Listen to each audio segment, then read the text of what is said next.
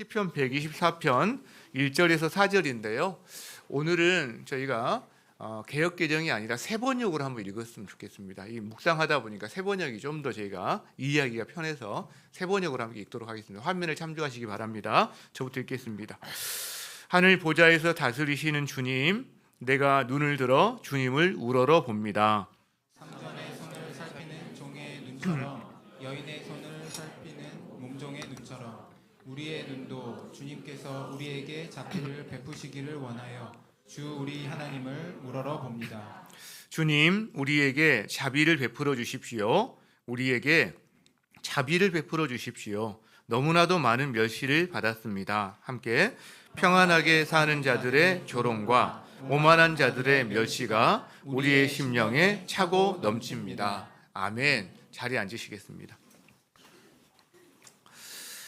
오늘 시편 123편 몇 주간에 걸쳐서 우리가 시편 말씀을 살펴보고 있습니다. 여기에 옆에 붙어있는 제목이 있죠. 성전에 올라가는 노래라는 제목이 있습니다. 그러니까 성전을 향하여 올라가면서 하나님을 향하여 나아가면서 부르는 노래 혹은 기도가 바로 이 시편 123편의 말씀이 된다고 생각하는데, 이 123편에는 별칭이 하나 있습니다. 별칭. 애굽의 노래, 바벨론의 기도, 어떤 이런 별칭이 있어요. 그러니까 애굽에서 살던 노예로 살던 이스라엘 사람들, 바벨론에서 포로로 살던 이스라엘 사람들이 부르는 노래 혹은 기도라고 우리가 이해해도 되지 않을까 싶은데, 자, 그들의 상황은 어떤 상황이었을까요? 그 상황이 3절에 나옵니다. 한번 볼까요? 자, 3절에 어떤 단어가 눈에 띄시나요? 멸시. 너무나도 많은 멸시 상황이죠. 자, 4절에도 단어가 나옵니다. 자, 어떤 단어가 눈에 띄시죠? 조롱이 나옵니다. 평안하게 사는 자들이 조롱해요. 오만한 자들이 멸시해요. 그게 심령에 차고 넘친대요. 마음이 상하고 영혼이 피폐해진 거죠. 이 상황이에요. 바로 멸시와 조롱이 이 상황입니다. 자, 그러면 이 멸시와 조롱은 한 두 가지 정도로 생각해 볼 수 있는데, 하나는 민족적인 멸시예요. 공동체적인 멸시이죠. 왜냐하면 이스라엘 민족으로서 애굽 사람들에 의해서 받는 이 멸시와 조롱, 바벨론 사람들에 의해서 포로라는 이유로 받는 멸시와 조롱이 있다는 거죠. 우리는 이 마음을 잘 이해할 수 있습니다. 공감을 잘 하게 됩니다. 왜? 우리나라가 그런 경험을 해봤기 때문에 그래요. 그래서 시간이 지금 한참 지났음에도 불구하고 저희들이 뭔가 드라마나 영화에서 비슷한 상황을 직면하게 되면 여전히 좀 마음속에 다시 한번 그런 어떤 울분이 들기도 하는 이런 마음이 우리 가운데 있는 게 바로 이 민족적인 공동체적인 멸시를 받고 그 안에 내가 있을 때 그걸 경험하게 되는 일 중에 하나인 거죠. 또 하나는 개인적으로 받은 멸시를 생각해 볼 수 있습니다. 그러니까 다른 사람들이 에게 업신여김을 받는 거예요. 다른 사람이 나를 깔보는 거예요. 이게 개인적으로 멸시와 조롱을 받는 건데, 특별히 이 시편은 성전에 올라가는 노래이기 때문에 성전을 향하여 가는 순례자, 이 사람은 하나님을 믿는 사람이거든요. 그러니까 하나님 믿는 사람을 향하여 하나님 믿지 않는 사람이 던지는 멸시와 조롱도 바로 이 상황에 해당된다라는 거죠. 여러분, 하나님 믿는 사람은 하나님의 뜻대로 살려고 하는 마음이 있어요. 뭔가 경건하게 살려고 하는 마음이 있어요. 그런 부분에 대해서 세상 사람들은 때로 멸시하고 때로 조롱을 하기도 한다는 겁니다. 그런 상황에서 바로 하나님께 드리는 노래 혹은 하나님께 드리는 기도가 이 시편 123편이라고 볼 수 있는데, 자, 그렇다면 성전에 올라가는 사람들이 다 상황이 좋아서 성전에 올라갈까요? 마음이 평안할 때만 성전에 올라갈까요? 어떨까요? 그러지는 않을 겁니다. 그렇죠? 자, 다 저마다 사연이 있을 거예요. 어떤 분들은 마음에 굉장히 어떤 부담을 가지고, 어떤 분들은 자기 인생의 짐이 너무 무거워서 지금 오히려 성전을 찾아가는 분들도 있을 수 있다라는 거죠. 여러분, 그 모습이 저는 주일에 예배 드리러 나오는 우리의 모습이기도 하다라고 생각해요. 여러분 여기 우리가 매 주일 예배를 드리러 오는데 내가 마음이 평안하고 내 상황이 좋을 때만 내가 예배 자리로 나오나요? 그럴 때도 있죠. 기쁨이 있고 기대감이 있고 막 기다려지고 이런 때도 있죠. 그러나 또 어떤 때는 마음이 가라앉아 있고 부담이 있고 그다음에 정말 심적인 부담 가운데서 인생의 짐이 무거워서 힘겨운 가운데 저희가 이 자리에 나올 때도 있다는 거죠. 다 사연이 있어요. 인생에 무게가 있죠. 그걸 가지고 하나님 앞에 나아온다는 거죠. 여러분, 우리도 역시 아까 말한 것처럼 하나님의 뜻대로 살고자 하는 마음이 있어요. 나 경건하게 살고 싶다는 그런 마음을 갖고 있어요. 그런데 그런 마음에 대해서 우리가 세상에서 격려를 받나요? 아니죠. 격려는 못 받더라도 내버려 두기만 해도 괜찮은데 오히려 저희가 여기 나오는 상황처럼 조롱과 멸시를 당하는 때도 있어요. 그 아픈 마음을 가지고 우리가 예배 자리로 나오는 거죠. 여러분, 그래서 저희가 하나님 믿는 사람들 그리고 개인적인 여러 상황에서 관계적인 어려움 가운데서 조롱과 멸시가 많은데 바로 예배의 자리, 기도의 자리로 나아가는데 고통 가운데 나아가는 한 사람의 표현이 시편 73편에 잘 나와 있거든요. 한번 보겠습니다. 자, 시편 73편의 시인은 이렇게 이야기합니다. 하나님은 정말 이스라엘과 마음이 정결한 사람에게 선을 행하시는 분 맞아.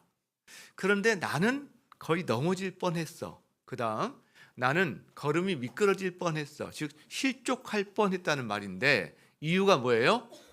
악인의 형통함이에요. 악인이 형통하더라는 거예요. 오만한 자가 어깨를 한참 어깨를 올리고 자랑하면서 사는 모습에 자기가 질투를 느꼈다는 거죠. 오만한 자의 그 상황에. 자, 구체적으로 어떤 상황인지가 5절부터 나오는데 자, 그 사람은 그 악인은 많은 사람들이 고난을 당하고 있는데 그 사람은 고난을 안 당해. 재앙을 겪고 있는데 그 사람은 태평해요. 재앙이 없어요. 자, 그래서 그들은 교만이 그들의 목걸이고 강포가 그들의 옷, 막 힘 권력이 그들의 옷이라는 거죠. 자, 그리고 살찜으로 그들의 눈이 솟아나요. 당시에는 먹을 것이 부족하던 시절 아닙니까? 대부분 강제 다이어트를 많이 하던 시절이었기 때문에 이 살찐 사람이 그렇게 많지 않았을 거란 말이에요. 근데 얼마나 먹으면 눈이 튀어나올 정도까지 살찔 수 있는지는 모르겠는데 그런 상황이라는 거예요, 지금. 그 다음에 그들의 소득은 마음의 소원보다 많다. 여러분 한번 그래봤으면 좋겠어요. 우리가 마음의 소원하는 것보다 한번 많아봤으면 좋겠어요. 한번 정말. 이게 지금 악인들의 이 상황들인 거죠. 악인들의 상황. 그걸 보면서 이 일종의 의인이죠. 의인이 마음에 고통이 있다라는 거예요. 여러분 이것이 남의 일입니까? 우리의 일이라는 겁니다. 그리고 오늘 바로 이 자리에도 그런 마음을 가지고 이 예배에 나와 계신 분들도 계신다라는 거죠. 여러분 멸시를 받아보신 적 있으세요? 조롱을 당해보신 적 있습니까? 그때 그 마음이 어떠셨어요? 아마 뭐 최근이든 먼 옛날이든 다시 한번 기억을 떠올리면 속에서 쓴물이 이렇게 떠오르는 경우도 있을 수 있어요. 당시에는 어땠을까요? 아마 우리 마음속에도 활과 산이 용암처럼 분출하지 않았을까? 막 이 격정, 복수심, 분노, 멸시와 조롱을 당할 때. 여러분 그렇기 때문에 이 시편 기자도 멸시와 조롱 앞에서 정말 자기 몸을 파르르 떨고요. 그리고 정말 그 마음이 상하고 영혼이 피폐해진 상황을 우리한테 이렇게 묘사를 하고 있는 거죠. 우리가 멸시와 조롱을 당할 때 우리는 보통 어떻게 행동합니까? 우리 마음속에서요. 보통 이렇게 행동하죠. 남 탓을 하기도 해요. 남 탓. 상대방에게 받은 대로 돌려줘야지. 내가 그대로 돌려주는 게 아니라 2배, 3배 돌려줘야지. 이런 마음을 가지고 지금 내가 힘이 약해서 돌려주지 못하면 내가 기록이라도 해놔야지. 혹은 마음에다가 막 써놓는단 말이죠. 이게 남 탓을 주로 하는 편이죠. 그리고요, 어떤 때로는 자기 탓을 합니다. 이제 자기를 질책하는 거예요. 네가 못나서 그렇지. 너 왜 그따위로 살았어? 자기를 막 질책해요. 그래서 자기 연민에 빠지고 자기 우울에 빠지기도 해요. 그리고 또 심지어는 내가 그 상대방에게 좀 더 다정하게 혹은 약간 비굴하게라도 다가간다면 내가 그런 멸시와 질책에서 벗어날 수 있을까? 이런 생각을 하면서 스스로에게도 실망하기도 합니다. 실제로. 자, 그렇다면 멸시와 그 다음에 조롱을 당할 때 상대방 탓을 하면서 해소하거나 자기 탓을 하면서 해소할 때 우리 마음의 평안을 얻을 수가 있나요? 여러분 어떻든가요? 쉽지 않습니다. 그걸로 우리 마음의 평안을 누리기는 어렵습니다. 그럼 어떻게 해야 할까요? 여기서 우리는 이 시인의 선택에 대해서 한번 주목해 볼 필요가 있습니다. 이 시인은 어떻게 하고 있는가? 그렇다면 그것에 대해서 우리도 한번 그렇게 해본다면 어떤 일이 벌어질까? 이런 생각을 할 수 있다는 거죠. 오늘 본문에서 이 시인은 조롱과 멸시의 상황 한복판에서 두 가지를 합니다. 두 가지 어떤 행동일 수도 있는데 두 가지를 하는데, 자, 첫 번째는요, 시인이 하는 행동이 뭐냐면 눈을 들어서 주님을 봅니다. 눈을 들어 주님을 봅니다. 1절을 볼까요? 같이 한번 읽겠습니다. 시작. 하늘 보좌에서 다스리시는 주님, 내가 눈을 들어 주님을 우러러 봅니다. 이 시인은 많은 사람, 너무나도 많은 멸시를 이야기하고 있잖아요. 그러니까 많은 사람들의 멸시와 조롱을 묵묵히 견디다가 하나님을 향해서 눈을 드는 거예요. 그리고 하나님을 바라보는 거예요. 우러러보는 거죠. 그게 바로 성전으로 발걸음을 옮기는 것으로 드러납니다. 우리의 삶에서요, 자기의 눈을 들어 하늘을 우러러보고 하나님을 바라본다는 것은 신앙적인 어떤 의지요, 결단이기도 합니다. 왜냐하면 보통 문제에 매몰되거든요. 상황에 매몰되거든요. 그 사람에 매몰되고 아니면 자기 안에 자책하는 마음으로 매몰되거든요. 그런데 자기에게 매몰되지 않고 바깥에도 매몰되지 않고 어디를 보겠다? 위를 보겠다. 하나님을 바라보겠다. 여러분, 이것은 내가 사람들로부터 받았던 상처와 어떤 이 모든 것을 다 뒤로 하고 하나님만이 나의 이 모든 것을 해결할 수 있는 분이라는 우리의 신앙의 결단이고 우리의 간절한 열망이다라는 거죠. 그렇기 때문에 우리가 하루하루 살아가면서 힘든 일상을 살아갈 때가 많잖아요. 그런데 그 일상 가운데 하나님을 바라보는 건 역시 신앙의 결단입니다. 한 주 한 주 살아가면서 우리 삶이 힘들 때가 많단 말이에요. 그런데 그 한 주간의 내 삶의 무게를 뒤로 하고 끌어안고 주일날 예배 자리에 나오는 것도 어떻게 보면 우리의 작은 신앙의 결단들이라는 거죠. 하루 살았어요. 힘들었어요. 지쳐 쓰러져서 방에서 그냥 누워서 침대에 잤어요. 아침에 일어나기 힘들죠. 그런데 지친 몸을 이끌고서라도 새벽에 일어나서 그래, 내 하나님의 얼굴을 바라볼 거야 라고 주님 앞에 나아가는 것, 그것이 신앙의 결단이라는 거죠. 아침에 일어나기 얼마나 힘듭니까? 특히 그 전날 피곤했을 때, 정말 어떤 어려운 일을 당했을 때. 저도 요즘 아침에 일어나기 힘들거든요. 쿠바 다녀온 이후로 제가 아침에 좀 늦잠 자는 버릇이 생겼어요. 이게 몸이 회복되는. 근데 또 저희가 아침을 깨워요. 왜? 그렇게 해야 내가 하나님을 우러러 볼 수 있기 때문에 깨우는 거예요. 그게 우리의 결단입니다. 그렇게 눈을 들어서요, 그 힘든 시간을 뒤로 하고 일어나서 주님 앞에 서면 그때 우리의 영적인 눈이 열리는 걸 경험하기도 해요. 영적인 눈이 열린다. 열왕기하 6장에 보면 제가 참 마음에 담아두는 구절이 하나가, 그 본문이 하나가 나오는데 엘리사의 이야기가 나옵니다. 이스라엘에 위에 아람이 있는데 이 아람이 이스라엘을 침공하려고 합니다. 그래서 작전 회의를 막 해요. 군사 작전 회의를 하고 또 어디 병력을 보내고 그러는데 그때마다 이상하게도 이스라엘을 다 방비를 하는 거죠. 매번. 그래서 이 왕이 아주 노합니다. 우리 가운데 누구 내통자가 있다. 이스라엘한테 정보를 흘리는 자가 있다. 책출해라 막 이래요. 근데 신하들이 이야기하죠. 왕이시여, 그게 아닙니다. 사실은요, 선지자 엘리사가 왕이 침실에서 하는 말들 다 듣고 그 말까지도 이스라엘 왕에게 말해서 이렇게 된 겁니다. 깜짝 놀라는 거죠. 그가 어디 있든지 잡아와라. 그래서 그가 있는 도단성에 군대를 보냅니다. 여러분, 도단성은 작은 성입니다. 작은 마을 같은 곳이에요. 근데 거기에 어마어마한 군대를 보내서 몇 겹으로 포위를 해버리거든요. 자, 근데 그 다음날 아침에 이 엘리사의 사환이 일어나서 보니까 이 성이 아람 군대에서 포위가 되어 있는 거예요. 이 사환이 깜짝 놀랍니다. 얼마나 당황했을까요?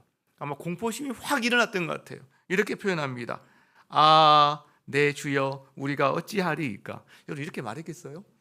그리니까 이렇게 돼 있지만 제가 배우자, 연기자가 아니어서 잘 못하겠는데 막 아마 정말 한숨을 쉬었을 것 같아요. 막 놀래고 내 주여 어찌합니까? 우리가 다 포위됐습니다. 아마 그랬을 것 같아요. 그만 웃어요. 그래도 열심히 노력한 거니까. 자기 목숨 끝장났다고 생각하는 거예요. 뭐 땅굴이라도 파놨으면 모르겠지만 빠져나갈 구멍도 없는 상황인 거죠. 자, 그때 엘리사는 어떻게 반응합니까? 엘리사도 맞장구 칩니까? 막 당황하고 허둥지둥하고 막 야 죽게 생겼구나, 하나님 드디어 불러가시는구나 뭐 이럽니까? 아니요. 엘리사가 이렇게 말합니다. 두려워하지 말아라. 그 상황에서 안심을 시키는 거죠. 그리고 한마디 더 해요. 우리와 함께한 자가 그들과 함께한 자보다 많다 이야기를 합니다. 이 사화는 어리둥절했을 것 같아요. 이분이 지금 무슨 말씀을 하시지 도저히 이해를 못했을 것 같아요. 그렇지 않나요? 자, 그래서 엘리사가 기도를 합니다. 이렇게 기도해요. 여호와여, 원하건대 그의 눈을 열어서 보게 하소서. 여러분, 지금 이 사환이 눈을 감고 있습니까? 눈을 뜨고 있어요. 그런데 그의 눈을 열어달라는 기도를 합니다. 무슨 눈일까요? 물리적인 시야가 아닌 거죠. 영적인 시야인 거죠. 그렇죠? 자, 그래서 하나님이 그 기도를 들으시고 이 청년, 이 사환의 눈을 열어줍니다. 영적인 시야를 열어주시는 거죠. 그랬더니 그가 무엇을 봅니까? 불말과 불병거를 봅니다. 엘리야를 에워싸고 있는 산에 가득 둘은 하나님의 군대를 봅니다. 이 사환이요, 이 사환처럼 여러분 우리도 사방이 꽉 막힌 공포를 체험하거나 경험할 때가 있습니다. 여러분, 그럴 때 우리한테 필요한 게 뭘까요? 바로 이 영적인 시야입니다. 하늘 보좌에서 온 땅과 모든 피조물을 다스리시고 권능의 손으로 통치하시는 그 하나님을, 우리의 영의 눈을 들어서 하나님을 바라보는 거죠. 여러분, 그때 우리가 보게 되는 거예요. 나를 에워싸고 있는 군대보다 하나님의 군대가 많다는 것을. 이 청년 사화는 우리 물리적인 시각으로 봤을 때는 아람 군대가 자기를 둘러싸고 있는 걸 보았습니다. 그런데 영의 눈으로 보니까 하나님의 군대, 불말 불병거가 자신들 둘러싸고 있는 걸 보았단 말이죠. 우리 역시 동일하다는 거예요. 우리가 우리의 눈으로 보면 우리는 빠져나갈 구멍이 없어 보입니다. 사방이 꽉 막혔습니다. 망할 것 같아요. 안 될 것 같아요. 그런데요, 하나님이 우리 영의 눈을 열어주시면요, 하나님의 군대가 보입니다. 하나님의 권능이 보입니다. 그 결과가 두려움에서 이기게 됩니다. 사화는 두려워했지만 엘리사는 두려워하지 마라라고 말하는 거예요. 우리가 우리 자신에게 혹은 주변의 다른 사람들에게 두려워하지 마라라고 말할 수 있습니다. 우리와 함께한 자가 그들과 함께한 자보다 많다라고 이야기할 수 있다는 거죠. 여러분, 하나님은 하늘에 계시는 분이세요. 이 땅에 계신 분이 아닙니다.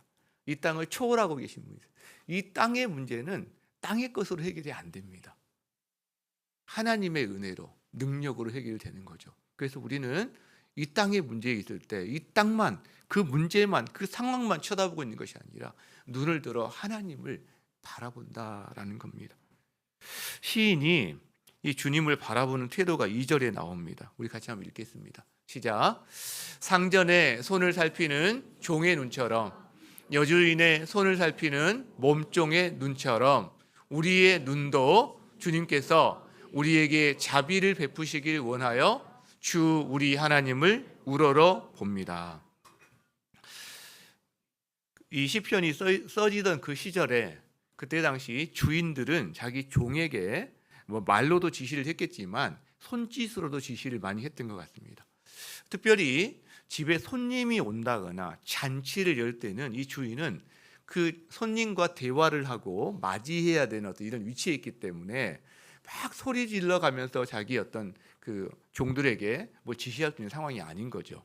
손님과 대화를 하고 앉아 있으니까. 그러니까 자연스럽게 손님과 대화하면서 손짓 하나로 뭐 이렇게 하면, 보셨는지 모르겠는데 뭐 가져온다든가 내간다든가 이렇게 하면 1번 약속된 1번을 뭐 하라든가 2번을 하라든가 그게 아니라든가 뭐 어쨌든 뭐 모르겠어요. 어떻게 했는지 모르겠지만 이 주인이 손님과 대화를 하면서 자연스러운 제스처 가운데 지시를 하는 거기 때문에 종은 주인의 손에 자기의 모든 집중력을 가지고 보고 있어야 되는 거예요. 그게 주인한테 하는 행동인지 자기한테 하는 지시인지를 분별을 해야 되잖아요. 근데 이게 큰 액션으로 하는 게 아니잖아요. 굉장히 부드럽게 자연스럽게 뭔가 해야 되기 때문에 엄청난 집중력을 가지고 그 주인의 손을 쳐다봅니다. 종이 상전의 손을 살피는 것처럼 여종이 여주인의 손을 살피는 것처럼 눈을 가지고 보는 거죠. 여러분, 저는 이 말씀을 보면서 내가 그런 마음으로 주님을 바라보고 있나? 이런 생각이 드는 거예요. 갑자기 왜 그런 질문을 해가지고 한참 머물게 되는 거예요. 내가 주님을 그런 마음으로 상전의 손을 살피는 종의 눈처럼 여주인의 손을 살피는 그 여종의 눈처럼 내가 우리 하나님을 그렇게 바라보고 있나? 근데 부끄럽더라고요. 안 그렇다라는 게 너무나 분명하니까 부끄럽더라고요. 아무리 생각을 해봐도요. 제가 떠오르는 단어는 그거였어요. 건성건성, 듬성듬성. 제가 주님을 바라보긴 하죠. 그러나 뭔가 이렇게 듬성듬성인 것 같아요. 건성건성이라는 생각이 들었습니다. 저는 이 주인의 손을 살피는 그 종의 눈처럼 이걸 생각하면서 강아지가 떠오르더라고요. 요즘 집에서 강아지 기르시는 분이 많잖아요. 저희가 뭐 종을 부리는 사람은 거의 없잖아요. 뭐 제가 집에서 이렇게 한다고 뭐 저한테 뭐 가져오거나 내가거나 이런 건 없잖아요.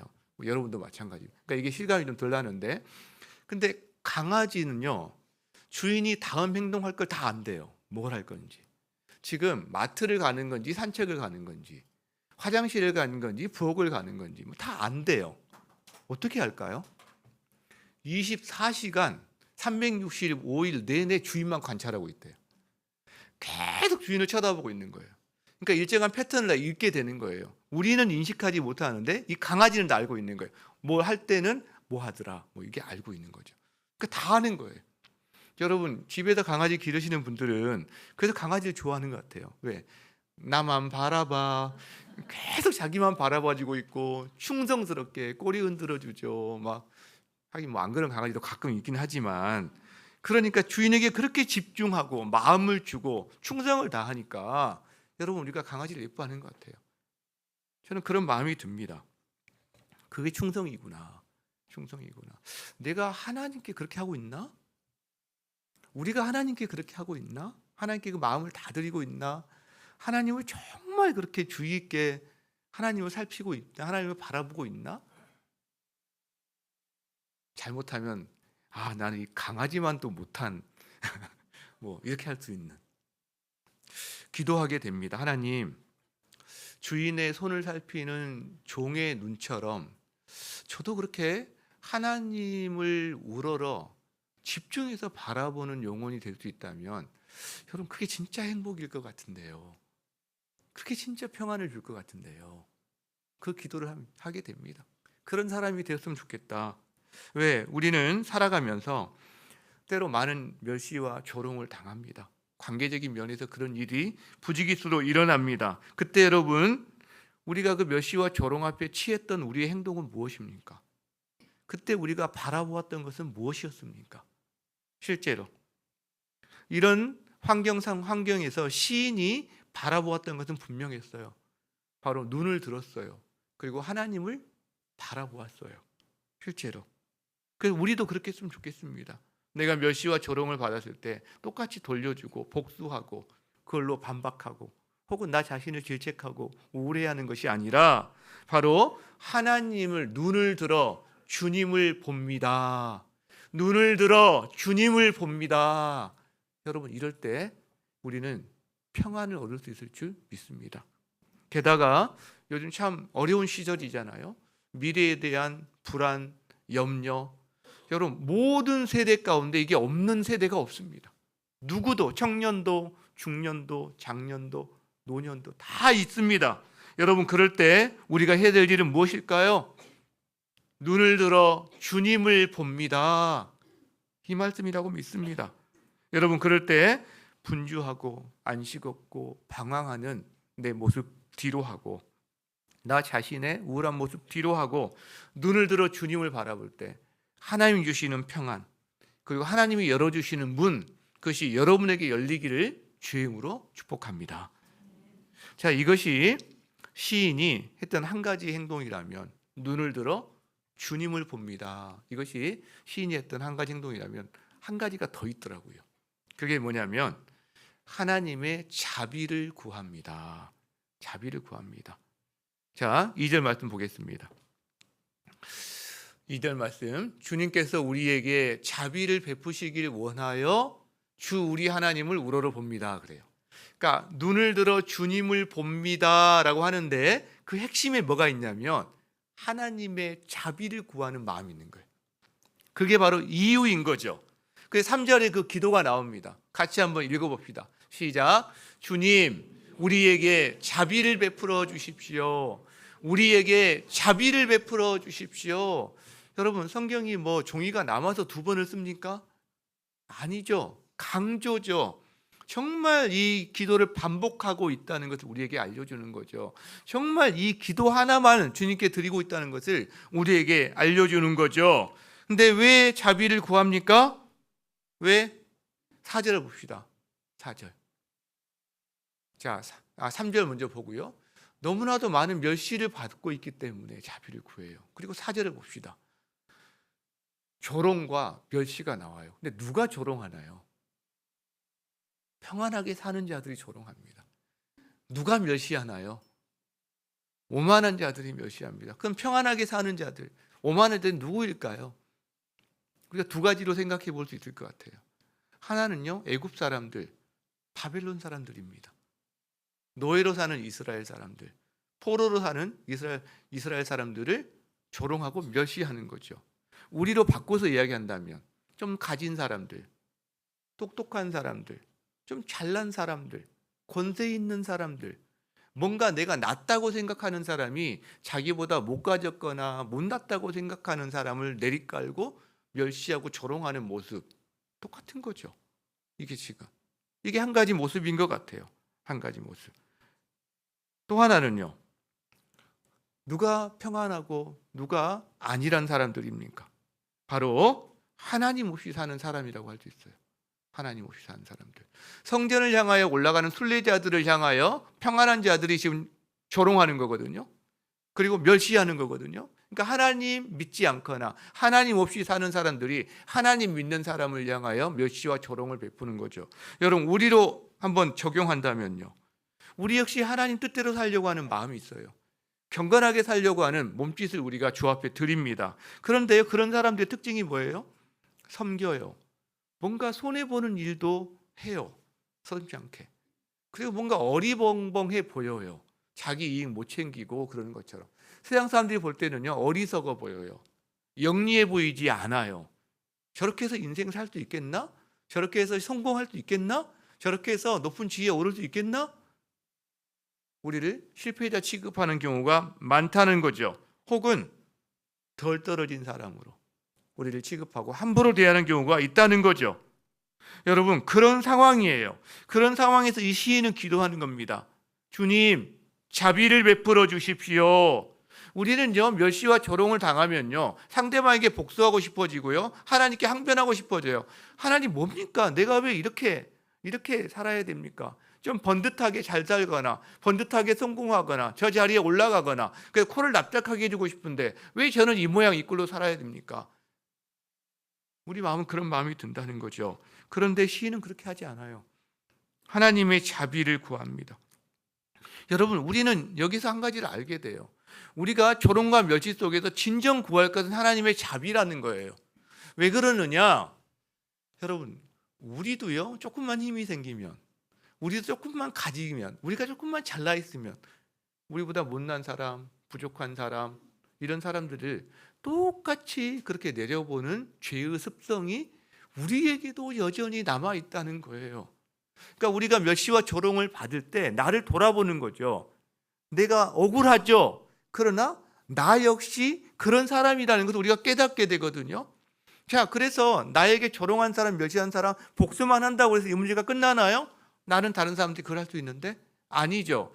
여기 하나님의 자비가 필요합니다.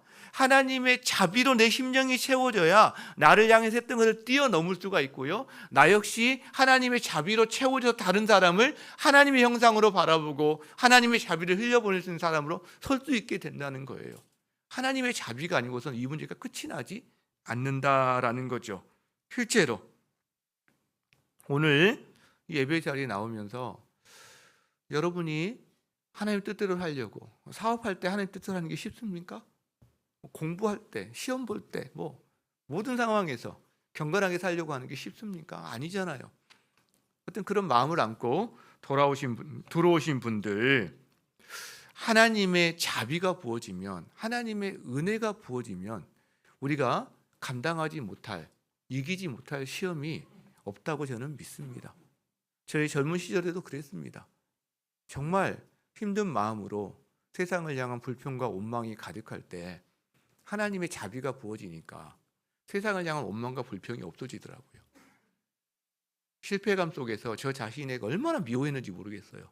저 자신을 자책했는지 모르겠어요. 너 그거밖에 안 되니? 너 그런 사람이야? 막 자기를 미워해요. 막 자기를 공격해요. 근데 하나님의 자비가 부어지니까 야, 네가 하나님의 아들이구나. 저 자신을 용서하게 돼요. 용납하게 돼요. 건강한 자존감을 회복하게 되더라는 거죠. 여러분, 우리는 이 땅을 살면서 하나님의 뜻대로 경건하게 살려고 할 때 멸시와 조롱을 받을 수밖에 없는 세상을 살고 있습니다. 어리석은 자처럼, 무능한 자처럼 취급받을 수밖에 없는 세상을 살고 있습니다. 그러나 우리는 넉넉하게 이길 수 있는 힘이 있습니다. 그것이 바로 하나님의 은혜요, 바로 하나님의 긍휼이요, 하나님의 자비하심입니다. 날마다 그 주님의 자비하심을 구하고 우리가 그 자비하심을 누릴 때 우리도 우리 안에 자비하심으로 충만하게 됩니다. 그것이 우리 자신을 용납하고 상대방을 용납하게 되는 힘이 됩니다. 그래서 우리는요, 기억해야 돼요. 우리가 구할 것은 하나님의 긍휼과 자비구나. 여러분, 이 기도를 하나님 기뻐하세요. 바리새인의 기도를 기뻐하시나요? 세리의 기도를 기뻐하셨나요? 세리의 기도를 하나님 기뻐하시죠. 한번 볼까요? 누가복음 18장 13절. 같이 한번 읽습니다. 시작. 세리는 멀리 서서 감히 눈을 들어 하늘을 쳐다보지도 못하고 다만 가슴을 치며 이르되 하나님이여 불쌍히 여기소서 나는 죄인이로소이다 하였느니라. 하나님이여 불쌍히 여기소서 저는 죄인입니다. 여러분, 누가 하나님께 의롭다 하심을 받고 집에 돌아갔다고 그랬죠? 세리입니다. 바리새인이 아닙니다. 그 말은 누가 기도 응답을 받은 거죠? 세리입니다. 러시아 정교회에서는 아마 읽으신 분도 여러분 계실 텐데 쉬지 않고 기도하라. 이거를 어떻게 실천할 수 있을까 하다가 깨닫게 된 비법 중에 하나 이겁니다. 계속해서 하나님의 아들 주 예수 그리스도시여 저를 불쌍히 여겨 주십시오. 이 기도를 자기 삶 가운데서 계속 되뇌이는 하나님의 아들 주 예수 그리스도시여 저를 불쌍히 여겨 주십시오. 그럴 때 이 하나님의 임재를 경험하고 하나님의 자비로 충만하게 되어지는 것을, 그런 어떤 방법도 있거든요. 바로 이거죠. 주님은 세리의 기도를 기뻐하시고 세리의 기도에 응답하십니다. 여러분, 이 세리처럼 하나님의 자비를 구하시기 바랍니다. 하나님, 저를 불쌍히 여겨 주십시오. 하나님, 자비를 베풀어 주십시오. 그럴 때 우리의 영혼이 치유받는 은혜를 누리게 될 줄 믿습니다. 말씀을 마무리하고자 합니다. 시인은 멸시와 조롱 한복판에 있었습니다. 그때는 그는 눈을 들어 주님을 보았습니다. 그리고요, 그 주님께 자비를 구했습니다. 여러분, 우리도 그렇게 할 수 있을까요? 우리는 할 수 없을까요? 시인은 뭔가 특별하니까 그렇게 할 수 있고 우리는 안 되는 건가요? 우리는 오히려 시인보다 더 좋은 위치에 있습니다. 시인은 그때 당시 예수님을 만나지 못했어요. 우리는요, 우리는 예수님을 압니다. 그 예수님이 멸시와 조롱을 받으신 분입니다. 자, 이사야 53장 3절을 보겠습니다. 그는 멸시를 받았어요. 버림받았어요. 간고를 겪었어요. 우리의 질고를 다 알아요. 사람들이 얼굴을 가리는 것처럼, 왕따시키는 것처럼 멸시를 했어요. 심지어 믿는 사람들, 하나님의 백성들조차도 그를 귀하게 여기지 아니하였어요. 자, 그러면 왜요? 예수님이 왜 이런 멸시와 조롱을 받으신 거죠? 무엇 때문에 이 멸시와 조롱을 받으신 거죠? 그것은 예수님 자신의 실수나 연약함 때문에 받은 멸시와 조롱이 아닙니다. 우리가 받아야 할 멸시와 조롱을 예수님이 대신 받으신 거죠. 여러분, 우리는 이 땅에 살면서 멸시와 조롱을 받는 게 사실 당연하기도 합니다. 그런데 궁극적으로는요, 하나님 앞에 갔을 때 영원한 심판정 앞에서 우리는 지독한 멸시와 지독한 수치를 경험하게 될 수밖에 없는 존재예요. 그런 우리의 멸시와 조롱을 주님께서 본인이 짊어지시고 대신 감당해 주신 거죠. 그가 십자가를 지고 골고다를 올라가십니다. 자, 십자가 위에서, 그래서 십자가에 달리십니다. 골고다 십자가 위에서 예수님이 무엇을 보셨을까요? 사람들에게 너 이거 잘못했어, 저거 남 탓하고 있나요? 자기한테 내가 왜 십자가에 달렸을까? 잘못했다 그렇게 하고 계시나요? 아닙니다. 하나님을 바라보고 계세요. 시인처럼 눈을 들어 주님을 봅니다. 십자가 위에서 예수님이 뭐라고 말씀하시죠? 십자가 위에서 막 저주의 말을 하시나요? 십자가 위에서 아프다고 고래고래 막 소리만 지르고 계시나요? 십자가에서 외치신 것이 하나님의 자비를 구합니다. 주님, 저들을 불쌍히 여겨주십시오. 우리를 위한 탄원을 예수님이 하고 계세요.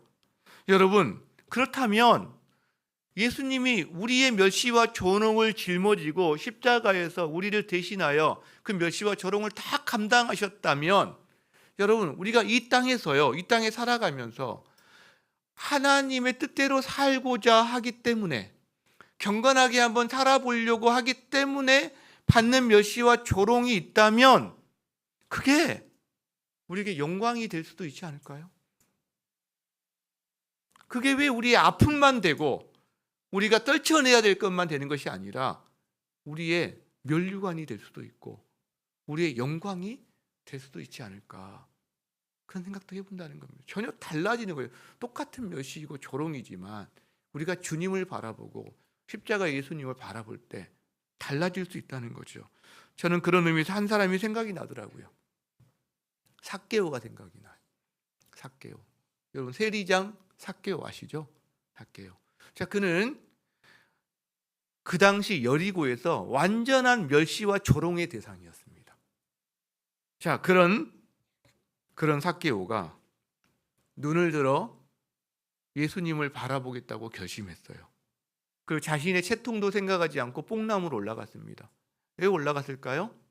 거기서 상전의 손을 살피는 종의 눈처럼 삭개오는 예수님을 살피기 시작했습니다.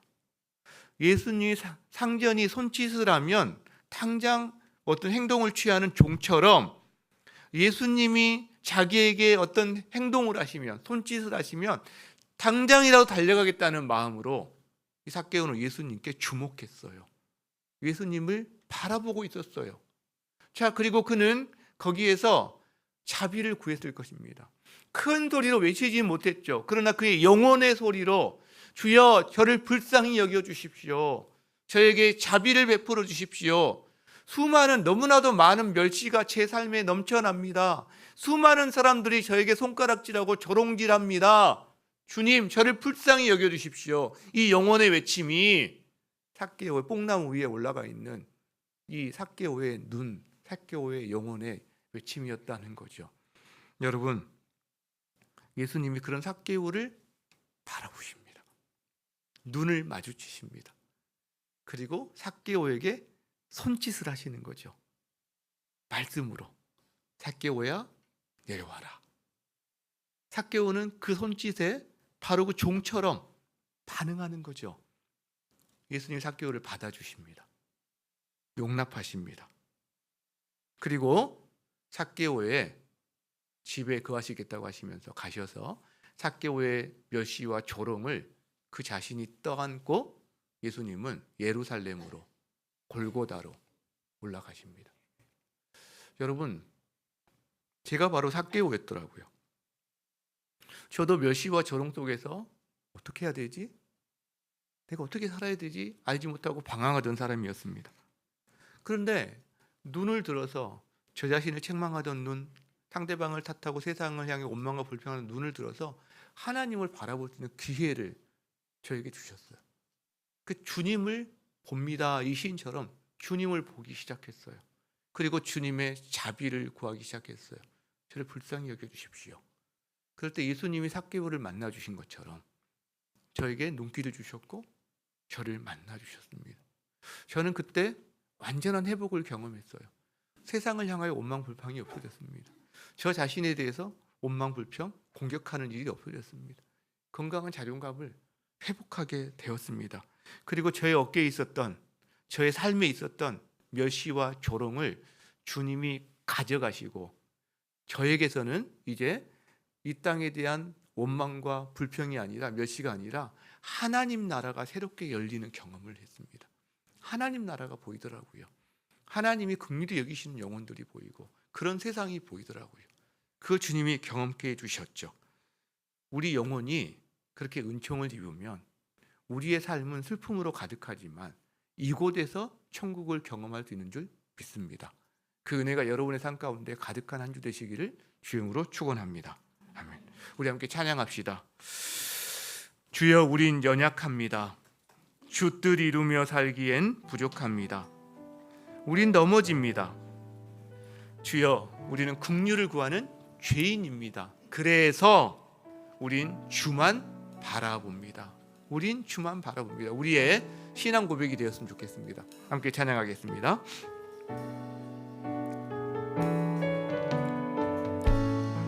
주여, 우린 연약합니다. 주여, 우린 연약합니다.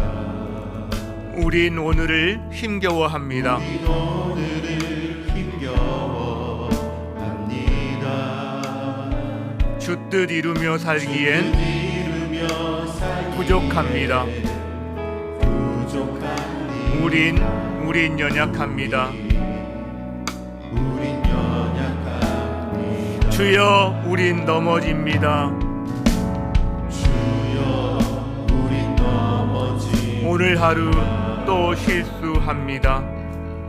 오늘 하루 또 실수합니다. 주의 긍휼을 구하는 죄인입니다.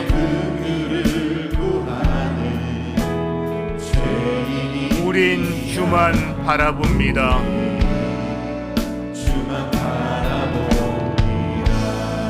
한없는 주님의 은혜,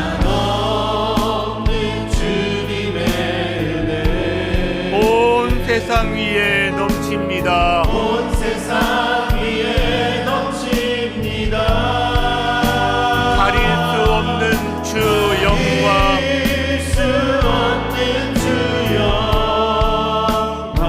온 땅 위에 충만합니다.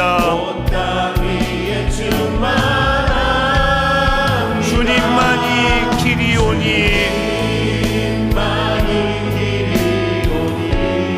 우린 그 길 따라갑니다. 그날에 우릴 이루실 주는 완전합니다.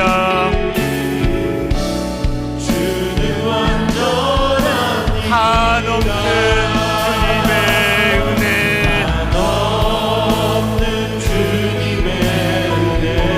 온 세상 위에 넘칩니다.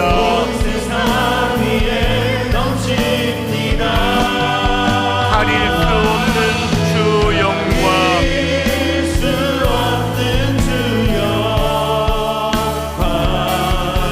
온 땅 위에 충만합니다.